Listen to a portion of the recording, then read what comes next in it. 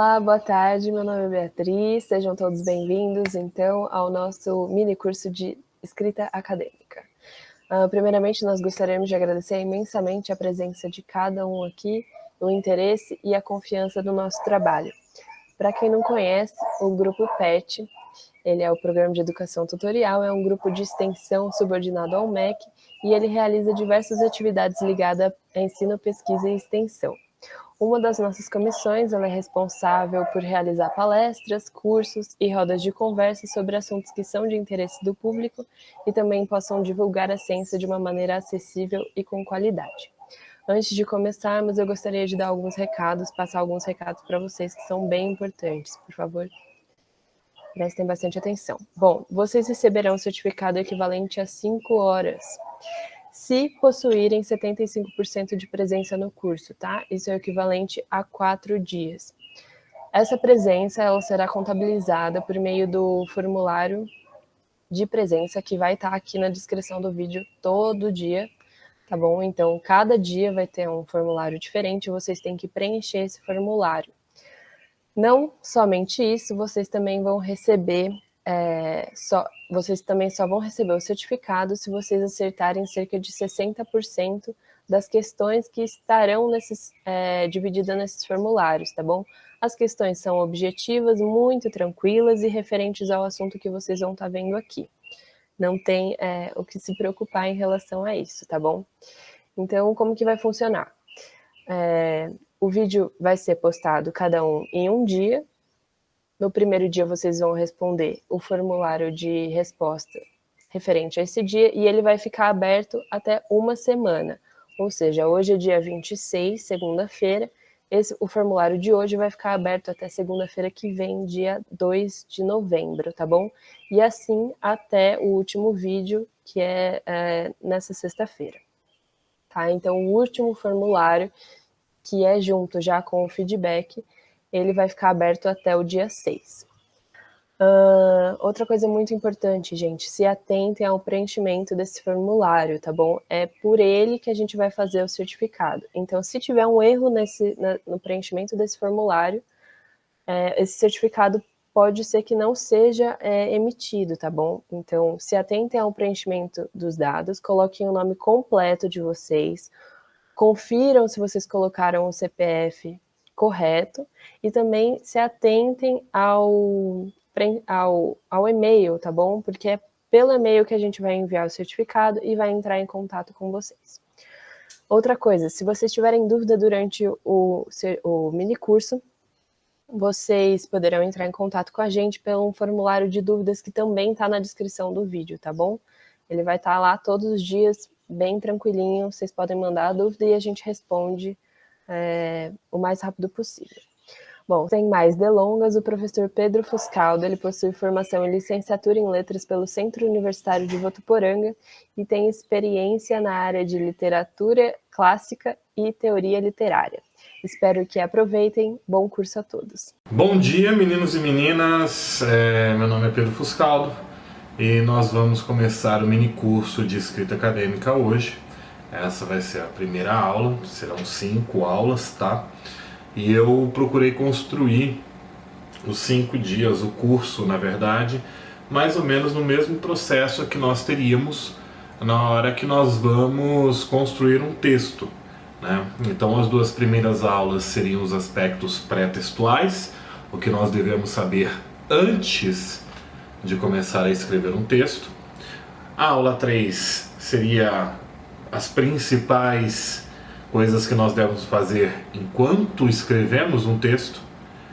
E a aula 4 e 5 seriam os aspectos de revisão do texto, tá? Quando depois que o texto está escrito, o que você pode inferir e, no final das contas, fazer a correção do texto, tá?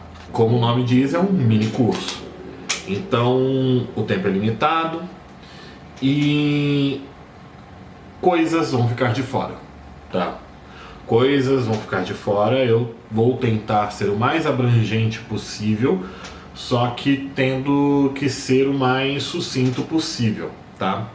Então talvez algumas coisas que eu gostaria de me alongar mais, né, para explicar com mais força, eu vou ter que deixar um pouco de lado. Vamos lá. Primeiro de tudo, o que é escrita? Eu coloquei 4 citações aqui, 3 deles eu gosto, um não. A primeira frase é: não tem nada demais na escrita. Tudo que você faz é sentar na frente de uma máquina de escrever e sangrar. E aí você tem Olavo Bilac, poeta brasileiro. Longe do estéril turbilhão da rua, Beneditino escreve: no aconchego do claustro, da paciência e no sossego, trabalha e teima e lima e sofre e sua. O escritor é uma pessoa para quem escrever é mais difícil do que é para as outras pessoas. Essa é uma citação interessante. E do Gabriel Garcia Marques: eu não tenho um método, tudo que eu faço é ler muito, pensar muito e reescrever constantemente. Não é uma coisa científica. Curioso porque, no final das contas, dessas 4 citações, a do Garcia Marques é a que mais se aproxima do que eu vou sugerir a vocês. Sim, ler muito, pensar muito e reescrever faz parte do processo de escrita, inclusive científica, inclusive acadêmico, qualquer processo de escrita. É a primeira coisa que a gente precisa se livrar, que vocês precisam se livrar.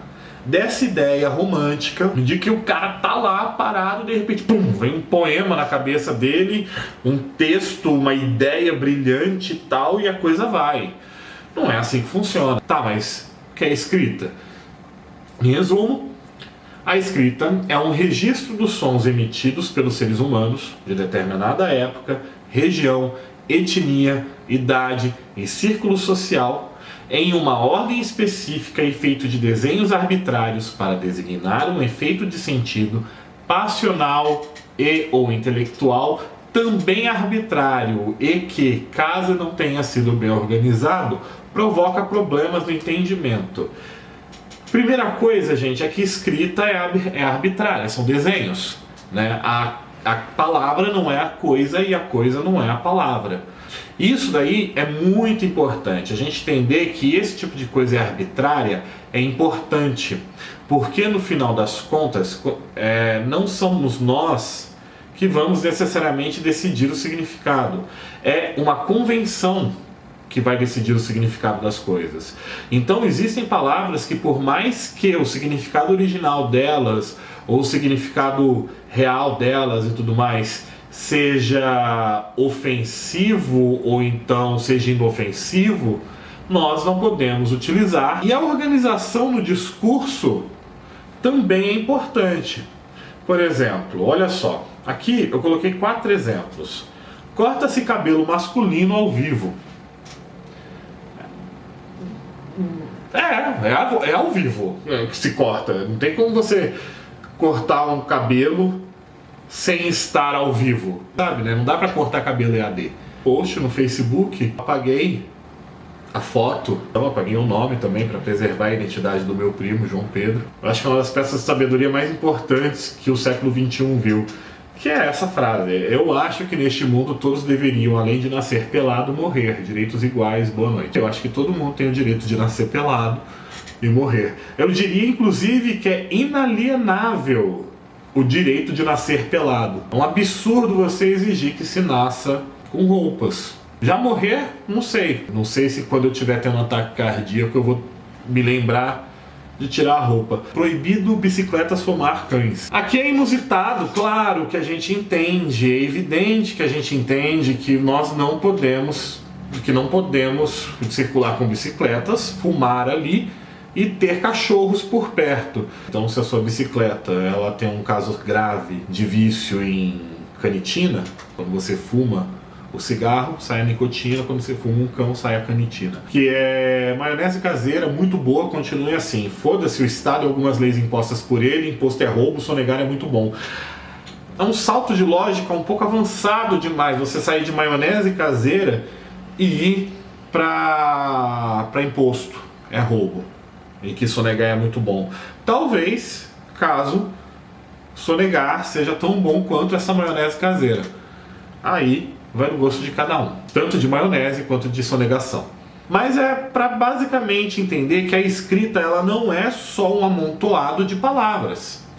Elas são um amontoado de palavras com determinadas sequências para produzir determinados efeitos de sentido, certo? Existe uma grande diferença de você chegar para alguém e falar sua mãe faleceu, de sua mãe morreu, ou então aquela velha está morta. Existe diferença, ainda que as três signifiquem a mesma coisa num plano superficial. O que é escrita acadêmica? São gêneros textuais, geralmente de natureza dissertativa, nem todos são de natureza dissertativa, mas a maior parte deles é uma dissertação, que visam expor e ou argumentar sobre alguma coisa. Nem sempre é argumentativo. E nem sempre é só expositivo ou só argumentativo, às vezes é argumentativo e expositivo. O primeiro lugar da questão de todo texto dissertativo é deixar claro do que nós estamos falando. A gente tem que lembrar que existem dois tipos de linguagem. A linguagem conotativa, que é a figurada, e a linguagem denotativa, que é a literal. Em termos gerais, a conotação ela é fruto da linguagem literária, né? Ela está na literatura, e a denotação está no que a gente chamaria de ciência, perfeito? Que seria a linguagem literal.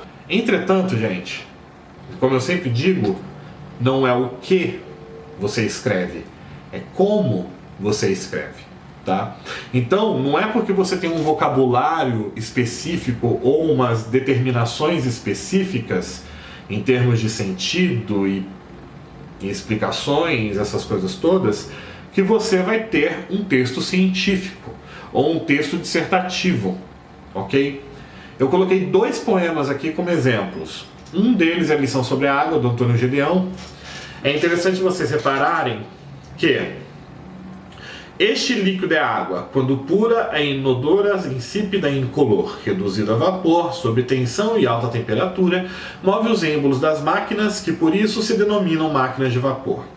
É um bom dissolvente, embora com exceções, mas de um modo geral dissolve tudo bem em ácidos, bases e sais. Congela a 0 graus centesimais e ferve a 100 quando a pressão normal. Foi neste líquido que numa noite cálida de verão, sob um luar gomoso e branco de camélia, apareceu a boiar o cadáver de Ofélia com um nenúfar na mão. Eu não vou entrar nos méritos do que significa esta última estrofe aqui, mas essa última estrofe é basicamente a parte conotativa desse texto, desse poema. Daqui, essas duas estrofes aqui, é apenas denotativa. Ele está falando sobre a água. São fatos sobre a água. São fatos indiscutíveis sobre a água, tá? Eu quase falei fatos reais. Quase falei. Isso é pleonasmo, porque se é fato, é real. Não existe fato que não seja real. É fato ou ficção, tá? Então, tudo isso daqui é factual. Isso daqui, conotativo. Essas duas outras estrofes, denotativo. E aí você tem o Augusto dos Anjos, um dos meus poetas favoritos. Mentira, é o meu poeta favorito. Que Psicologia de um Vencido. Eu, filho do carbono e do amoníaco, monstro de escuridão e rutilância, sofro desde a epigênese da infância a influência amada dos signos do zodíaco. Profundissimamente hipocondríaco este ambiente me causa repugnância. Sobe minha boca uma ânsia análoga à ânsia que se escapa da boca de um cardíaco. Já o verme, este operário de ruínas, que o sangue podre das carnificinas come e a vida em geral declara guerra, anda a espreitar meus olhos para roê-los e há de deixar-me apenas os cabelos na frialdade inorgânica da terra. É um poema sobre um corpo em decomposição. E, cientificamente falando, os termos estão todos aí. Mas ele faz de uma forma conotativa. Por exemplo, ele se nomear como filho do carbono e do amoníaco é uma metáfora, de certa forma, né? Monstro de escuridão e rutilância, epigênesis da infância, profundissimamente hipocondríaco. São palavras que a gente não está acostumado a ver no campo semântico da poesia, tá certo? E ele pega palavras que geralmente não têm um significado conotativo E pela utilização delas, ele transforma todo o significado dessas palavras. Então, não são necessárias, claro que algumas palavras você não vai poder usar de forma alguma, tal, mas em termos gerais, quando você escreve, quando você se comunica, o seu problema, como a sua namorada costuma dizer para você depois de algumas discussões, o problema não é o que você diz, o problema é como você diz. Eu digo que tem 7 figuras de linguagem que são possíveis, que são as mais tranquilas de você utilizar num texto acadêmico, tá? São 4 semânticas e 3 de sintaxe. A comparação, que é o ato de comparar uma coisa com a outra, né? Evidente. A pessoa ficou roxa como uma violeta. Isso não é uma metáfora, tá? Seria uma metáfora se fosse a pessoa é uma violeta. Mas quando você especifica a característica e faz uma comparação, você não tem uma metáfora, você tem uma comparação. E ao contrário da metáfora, a comparação ela cabe mais no texto acadêmico, por conta da forma que ela se constrói, tá? A catacrese, ela nada mais nada menos que uma metáfora que já ficou cristalizada. Então você não tem, na verdade, como fugir. Por exemplo, como é que você vai falar de pé da cadeira sem falar pé da cadeira? A perífrase é um caso interessante, tá? Porque você tem que tomar cuidado. Ela também tem outro nome, antonomasia, né? Mas ela basicamente é uma expressão que designa um ser através de suas características ou atributos. Então, por exemplo, ao invés de você falar o Rio de Janeiro, você vai falar a cidade maravilhosa. Ao invés de falar o bruxo do Cosme, ao invés de falar o Machado de Assis, você vai falar o bruxo do Cosme Velho. Se for bem utilizado isso daqui, sem exprimir muito juízo de valor, você pode utilizar sem problema, tá? No seu texto acadêmico. A sinestesia também é muito importante, porque em algumas situações a gente não consegue descrever algumas coisas sem misturar os sentidos. É uma figura de linguagem muito utilizada na poesia, que você mistura os sentidos, os 5 sentidos. Não sentimentos, sentidos. Então você mistura o olfato com a visão, ou então a audição com o tato, enfim. Esse tipo de coisa, dependendo do trabalho, você pode colocar. Por exemplo, você pode descrever um som como áspero, é um exemplo de sinestesia, ou um cheiro doce. Cheiro doce, você está misturando o paladar com o olfato. Som áspero, você está misturando o tato com a audição. Esses são os exemplos, e às vezes você não tem como escapar desse tipo de descrição. Tanto a elipse quanto os eugmas são bastante semelhantes. A diferença é que a elipse você consegue pressupor gramaticalmente qual é o termo que você está suprimindo. Por exemplo, preparei toda esta aula. O eu está sendo suprimido por mim. É um exemplo de elipse, tá? Gramaticalmente a gente consegue definir isso, contextualmente a gente consegue perceber isso. O zeugma, no caso, ele vai ter que ter sido citado antes no texto. Serve muito bem para você suprimir verbos. Se você utilizar o zeugma, a vírgula é obrigatória. Então, os portugueses compraram os escravos e os espanhóis carne, tem vírgula entre espanhóis e carne. A silepse é uma figura de linguagem que faz com que você concorde com o termo que não está expresso no texto, tá? Mas com a ideia que ela representa. Então, por exemplo, se você fala Vossa Excelência está preocupado, você está concordando com o sexo da pessoa que está pressuposto naquilo, mas Vossa Excelência é feminino. A mesma coisa vai acontecer com a bonita Rio de Janeiro. A bonita Rio de Janeiro está pressupondo o termo cidade aí, tá certo? Então seria a cidade do Rio de Janeiro, a bonita cidade do Rio de Janeiro. Só que você pode fazer esse tipo de coisa? Pode. Pode fazer numa dissertação? Pode. Aí você tem ainda a silepse de número e a silepse de pessoa. Mas a silepse de número e a silepse de pessoa eu não acho legal utilizar em termos dissertativos, então vou me eximir de explicar aqui. São apenas essas figuras de linguagem que você pode utilizar. Claro que dependendo da área você vai ser obrigado a utilizar uma ou outra a mais, tá? Mas, né, varia. Bom, existem três pressupostos pré-textuais que são interessantes de nós sabermos. Primeiro, quem lê bem escreve bem. Muita gente acredita que isso é mito, mas isso não é mito. Só que, como eu escrevi ali, ler bem não é ler muito, tá? Não é quantidade, é qualidade. É o que o Arthur Schopenhauer, que está aqui nos julgando, neste momento disse. Mais vale decidir os livros que eu não vou ler do que os livros que eu vou ler. E ele também diz outra coisa, que ele já tinha conhecido muitas pessoas que leram tanto ao ponto de ficarem estúpidas. Por que o Schopenhauer tem essa visão? Primeiro que você não tem tempo para ler tudo do mundo. Você esquece. Você vai ter que pegar e se orientar por algumas coisas, por outras pessoas e tudo mais, para fazer as suas leituras, para escolher os seus materiais e tudo mais. E ler bem é você ler criticamente o texto, é você pensar sobre o texto, é você ir além da superficialidade do texto, ok? Não é você apenas entender o que está sendo dito ali por cima, é entender o que está sendo dito por baixo do texto. É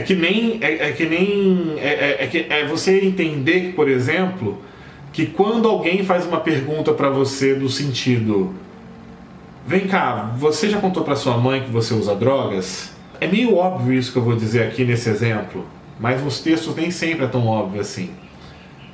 Quando você faz uma pergunta dessa, você já está pressupondo que a pessoa usa drogas. São duas perguntas em uma. E é uma falácia isso também, mas enfim. Mas são duas perguntas em uma. É do tipo: você usa drogas? Você contou para sua mãe? Só que uma dessas perguntas não tem como você negar, só como afirmar. Porque se você vai responder com sim ou não uma pergunta dessa, no final das contas, você fuma droga. Você usa droga. A única diferença é se você contou ou não. Então ler bem é ler criticamente, é ler mais de uma vez, é ler anotando, é ler pensando sobre o texto, tá? Pensando sobre o texto. E se você lê bem, se você lê criticamente, você escreve criticamente. Escrever criticamente é escrever bem. E a questão também de ler muito ao ponto de ficar estúpido é porque até hoje, de todas as tecnologias que nós inventamos, a comunicação, o registro de comunicação é a forma mais próxima de imortalidade que nós chegamos. Neste exato momento, a ironia da situação é que eu estou deixando ser invadido pelo pensamento de um alemão que viveu no século XIX. O que o Schopenhauer, não sou eu que estou falando, é o Schopenhauer que está falando, por meio de mim. Schopenhauer continua vivo. Ou o Augusto dos Anjos, que eu citei aqui, que também já morreu há muito tempo, no começo do século XX. E assim subsequentemente. Gente, eu me baseei em algumas coisas de Aristóteles para fazer esse mini curso. Aristóteles tá meio antigo, cara, entende? Mas ainda estamos falando deles. Então por isso que você tem que tomar cuidado na hora que você lê muito. Se você lê muito, mas não lê criticamente, você não está primeiro lendo bem e está deixando com que o pensamento de outra pessoa invada a sua cabeça. E isso não é o ideal quando você está produzindo academicamente. Principalmente quando está produzindo academicamente. É plágio. Ah, mas é plágio mesmo se eu não souber? É. Eu falo isso depois com mais calma, tá? Eu vou abordar assim, o plágio. O foco é comunicar, não encantar. Aos literários, o que é dos literários? Gente, você está aqui para falar, para comunicar. É para ser simples, é para ser objetivo, é para ser direto. Não é para ficar fazendo rodeio. Você não precisa ser hiperbólico, você não precisa ser eufemístico, você não precisa fazer nada que não seja citar diretamente e escrever com a maior clareza possível o seu texto. Então nada de ficar usando palavra rebuscada, nada de ficar exagerando em construções sintáticas muito elaboradas, nada disso, nada disso. Seja modesto. Quanto mais simples, melhor você comunica, e quanto melhor você comunica, melhor a mensagem, melhor a qualidade da mensagem que você passa, tá? E concomitantemente, escrever difícil não é bom. Não é legal, tem muita gente que acha que é sinal de inteligência escrever difícil. Inclusive tem muita gente da letras que pensa desse jeito, tá? Fica aí a dica. E isso é péssimo, principalmente num texto acadêmico. É prepotente, é arrogante. E o pior, é uma armadilha também. Você pode acabar utilizando palavras que você não faz a menor ideia do real significado. Por exemplo, você falar as vicissitudes da vida. Que porcaria significa vicissitude? Eu nem lembro o que significa vicissitude nesse exato momento. Mas só estou utilizando porque eu achei legal. Fujam dessa armadilha de aprender a palavra e depois querer utilizar ela o tempo inteiro. Tá certo? E, para isso, para mostrar alguns problemas, tá? E, como prometido, eu ia passar pelos textos de vocês, os trabalhos de vocês, né? Eu resolvi pegar esse daqui, que é um trabalho sobre o Quincy Jones, excelente músico, que traz alguns problemas, tá? Nesse sentido. Olha só. O presente trabalho traz uma análise grupal do documentário Quincy, que se encontra disponível na plataforma de streaming Netflix. O filme conta a vida do grande produtor, arranjador musical e empresário Quincy Jones, que aos 85 anos coleciona premiações pelos seus grandes feitos musicais e pela sua influente participação no cenário da música mundial. Bom, o presente trabalho é desnecessário. Este trabalho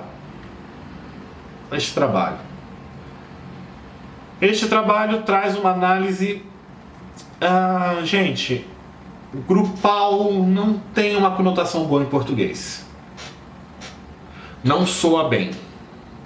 Pra gente aqui no Brasil, não soa bem.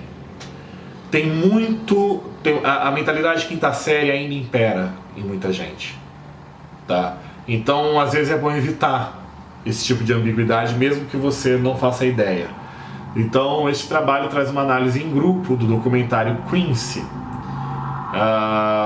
disponível na plataforma de streaming Netflix. Gente, na hora de digitar, eu coloquei essas aspas aí, depois da Netflix, mas não existe não, tá? O filme, erro de digitação. O filme conta a vida do produtor, arranjador musical e empresário Quincy Jones, que aos 85 anos, aí tem um probleminha de vírgula, mas não é o caso que eu estou lidando aqui, que reúne diversos prêmios pela sua carreira musical. Percebo que nesse final, a pessoa aqui, ela foi redundante, tá?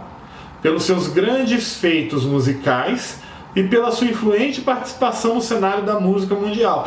Se ela tem grandes feitos musicais, ela tem influente participação no cenário da música mundial. Não dá para ter uma coisa sem outra.